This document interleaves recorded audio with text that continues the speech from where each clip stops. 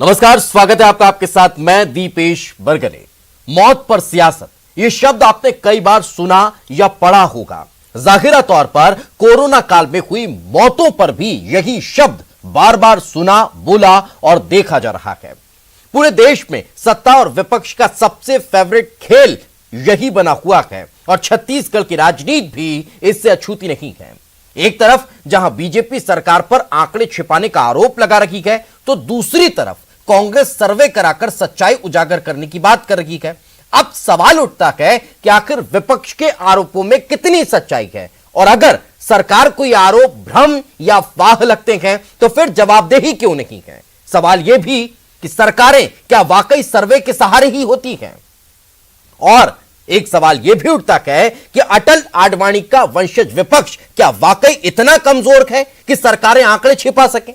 ऐसे बहुतेरे सवाल हैं जिनके जवाब तलाशेंगे। सत्ता के खेल में शामिल सियासत कितनी ही गुमराह क्यों ना करे, लेकिन जवाब तो देना होगा, क्योंकि छत्तीसगढ़ मांगे जवाब। चर्चा शुरू करें इससे पहले प्रतिक्रियाएं भी सुन लीजिए।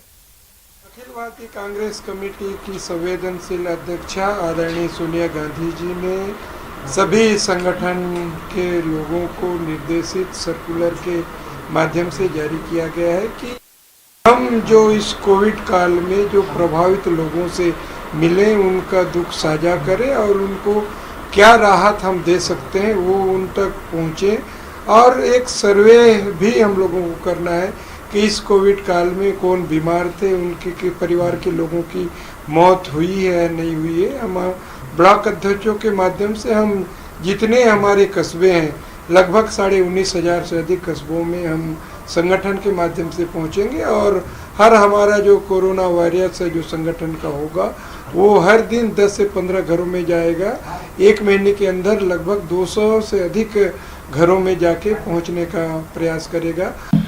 देखिए, कोई कांग्रेस की जो सरकारें हैं जहाँ पर वहाँ पर सबसे ज़्यादा कोरोना का संक्रमण तीव्र गति से बढ़ा है और वहीं पर सबसे ज़्यादा मृत्यु हुई है। चाहे वो छत्तीसगढ़ हो, चाहे वो पंजाब हो, चाहे फिर वो राजस्थान हो। आज भी छत्तीसगढ़ के जो आंकड़े आ रहे हैं वो उत्तर प्रदेश और मध्य प्रदेश से ज़्यादा आ रहे हैं। तो आंकड़े छुपाने का काम अगर किसी ने किया है तो वो ज़्यादा कांग्रेस प्रशासित राज्यों ने किया है अपने आप के बचाव के लिए। और अच्छी बात है, हम तो चाहते हैं कि जो वास्तविक आंकड़े हैं वो सामने आना चाहिए, और कांग्रेस तो सब चीज़ को सामने लाने की बजाय हमेशा छुपाने का काम करती है। पलटवार अपनी जगह है। चलिए चर्चा शुरू करते हैं। हमारे साथ मौजूद हैं छत्तीसगढ़ से एडिटर प्रकाश चंद्र खोता जी, हमारे साथ कांग्रेस का पक्ष रखने के लिए सुशील आनंद शुक्ला जी मौजूद हैं, बीजेपी की तरफ से बिमल चोपड़ा जी जुड़ चुके हैं, और वरिष्ठ पत्रकार राम अवतार तिवारी जी हमारे साथ मौजूद हैं। आप सभी का बहुत बहुत स्वागत है। सबसे पहले होता सर, मैं आप ही का रुख करना चाहूंगा और समझना चाहूंगा, ये कोई पहली बार नहीं हुआ है। छत्तीसगढ़ में भी कोरोना से हुई मौत के आंकड़े पर आरोप प्रत्यारोप पहले भी लग चुके हैं, लेकिन अब सर्वे जिस तरह से इस सियासत की धुरी बना हुआ है, क्या वो सफल हो पाएगा? प्रकाश जी, देखिए, ये बड़े आश्चर्य की बात है कि सरकार अपनी है और राजनीतिक दल जो सत्तारूढ़ है वही सर्वे करा रही है, वही कह रही है कि हम जानना चाहते हैं सही आंकड़ा क्या है। दो बातें हो सकते हैं, एक बात है सरकार से विभेद है, या फिर एक बात है कि जो सरकार आंकड़ा दे रही है और जो विपक्ष आरोप लगा रहा है उसको उसी मुद्दे को लेकर क्लीन चिट देना। सीधे रुक करेंगे, हमारे साथ है सुशील आनंद शुक्ला, उन्हीं से समझेंगे। सुशील जी, इसको क्या समझा जाए? क्या क्लीन चिट देने की बात कही जा रही है, या फिर ये बात कही जा रही है कि आप अपने सरकार ने जो आंकड़े प्रस्तुत किए हैं, पिछले 1.5 साल में कोरोना से 13,395 मौतें हुई है, और जब पीड़ितों की बात है 9,91,171 मरीज कोरोना के पाए गए हैं। इससे आप सहमत हैं, असहमत हैं? क्यों संगठन इसको लेकर सर्वे करा रही है? सुशील जी, देखिए माननीय होता जी, दरअसल इस दोनों चीजों को अलग अलग ढंग से देखा जाना चाहिए। ये जो हमारा कार्यक्रम है, अखिल भारतीय स्तर पे ये कार्यक्रम आया है। पार्टी ने राष्ट्रीय स्तर पे जो कांग्रेस पार्टी की जन सरोकारों के प्रति प्रतिबद्धता है उसको दर्शाने वाला है। कोई एक राज्य विशेष का सर्वे नहीं है। हमारी पार्टी पूरे देश में सर्वे करने जा रही है। उसके पीछे कारण यह है कि एक तरफ तो देश में जो केंद्र सरकार बैठी हुई है वो कोरोना के मामले में सुप्रीम कोर्ट में हलफनामा देती है कि वह लोगों को सहायता देने नहीं जा रही है और 4 लाख का मुआवजा देने नहीं जा रही है। एक राजनीतिक दल के रूप में भारतीय जनता पार्टी की विफलता, एक केंद्र सरकार के रूप में भारतीय जनता पार्टी की विफलता, और उसके बाद में जब देश के लोग इतनी बड़ी महामारी से जूझ रहे हैं तो एक राजनीतिक दल के रूप में जो हमारा दायित्व होता, देखिए होता जी, आपको याद होगा कि जिस समय कोरोना पीक पे था उस समय कांग्रेस के राष्ट्रीय नेतृत्व ने हर कार्यकर्ता को यह मैसेज दिया कि यह समय राजनीति का नहीं है। कांग्रेस पार्टी अपने सारे राजनीतिक कार्यक्रमों को बंद करती है और सिर्फ सेवा के कार्यक्रम आगामी आदेश तक चलाएगी। और ये हमारा जो कार्यक्रम है उसी के परिप्रेक्ष्य में हम मौतों पे सर्वे करने नहीं जा रहे। हमारा कार्यकर्ता गांव-गांव में जाएगा, हमारा कार्यकर्ता नगर-नगर में जाएगा, उसके लिए टीम बनाई जा रही, कमेटी बनाई जा रही, लोगों से मिलेगा, लोगों से जानना चाहेगा कि आपके परिवार में किसी व्यक्ति की मृत्यु हुई है, आपके परिवार में कोविड के बाद में। बिमल चोपड़ा जी, ठीक है, बिमल चोपड़ा जी, आप निगम की राजनीति से लेकर विधानसभा की राजनीति तक सब पे कर चुके हैं। मुझे एक चीज बताइए, कांग्रेस कह रही है 19,500 कस्बों में जाएगी, हर घर में कांग्रेसी कार्यकर्ता जाएंगे, पूछेंगे, जानेंगे, लोगों के दुख दर्द बांटेंगे। क्या इतना सहज है जितना कही जा रही है, या इसके पीछे की कोई और राजनीति आपको दिख रही है?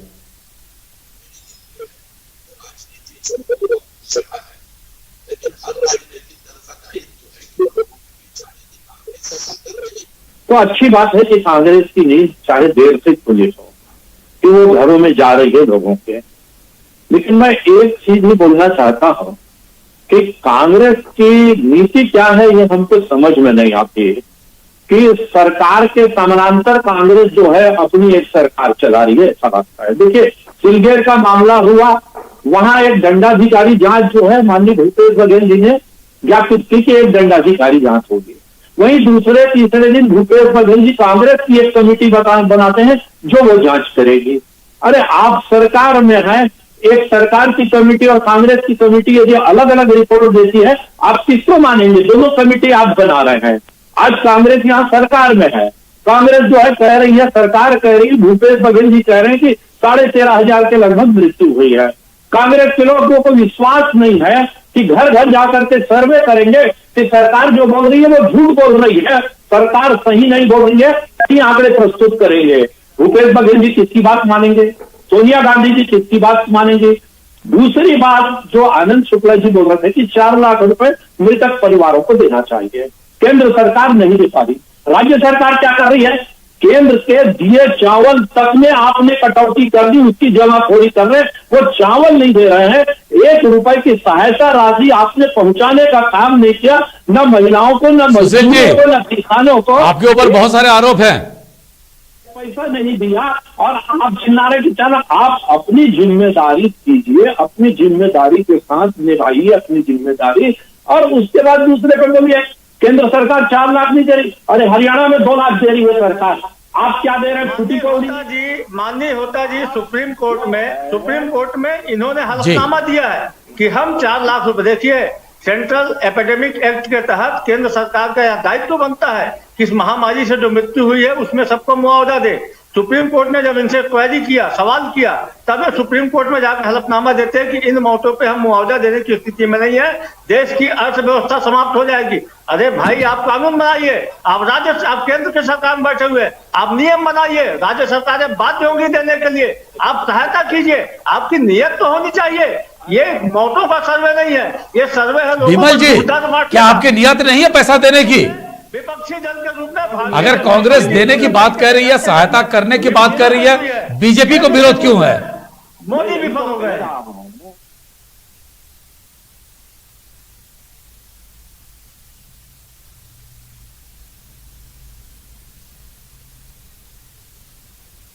ये बताइए, छत्तीसगढ़ की सरकार ने 1 रुपए की सहायता दी है क्या कोरोना में किसी को? बता दीजिए मेरे को, 1 रुपए की सहायता दी हो तो बता दीजिए कि 1 रुपए जो है हमने दिया है। पूरे कोरोना की लड़ाई अकेले के दम पे लड़ी। आपकी सरकार ने न कोरोना के लिए दवाइयां दी, आपकी सरकार ने कोई सहायता दिया, यहाँ तक कि आपकी सरकार ने टीके में भी भेदभाव किया। अरे आप देखिए, एक चीज को बता दीजिए, एक राजनीतिक दल के रूप में भारतीय जनता पार्टी पूरी तरीके से मानसिक दिवालियापन के दौर पे गुजर रही है। भारतीय जनता पार्टी कोरोना के मामले में इस देश को बचाने में विफल साबित हुई, केंद्र सरकार के रूप में विफल साबित। मैं रामअवतार तिवारी जी को इस चर्चा में शामिल करना चाहता हूं। रामअवतार जी, जिस तरह की ये बातें उठ रहे हैं बीजेपी और कांग्रेस की, बीजेपी आरोप लगा रही है अपने ही सरकार के बारे में, कैसे सर्वे करा रही है, क्या क्लीन चिट देने की बात होगी या विवाद की स्थिति होगी। दूसरी तरफ से कांग्रेस कह रही है, क्योंकि बीजेपी भी इसी रास्ते पे जा रही थी कि लोगों का दूर बांटना है, यह पार्टी हाईकमान ने निर्देश दिया था, लोगों के पास जाइए, जिसके घरों में गमी हुई है, जिसके घरों में दिक्कतें हैं, उनको मदद करिए, सेवा ही उनका कुछ नारा लगा के उन्होंने आगे बढ़ने की कोशिश की। क्या कहेंगे इन सारी बातों को लेकर रामअवतार जी?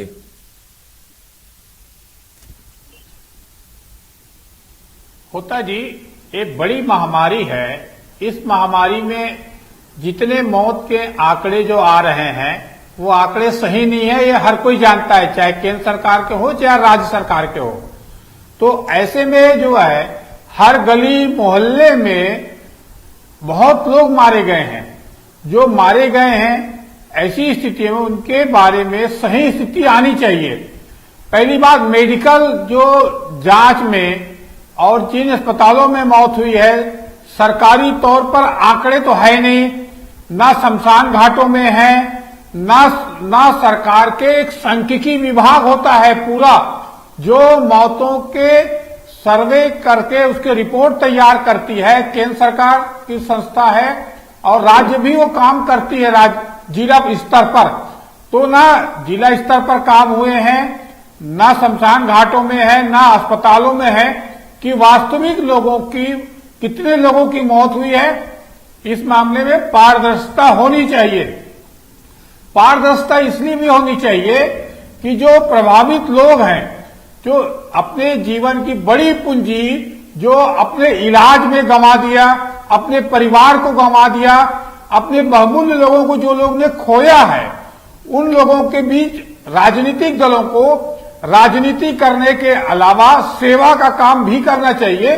तो सेवा के उद्देश्य से, उनकी मदद करने के उद्देश्य से जानी चाहिए।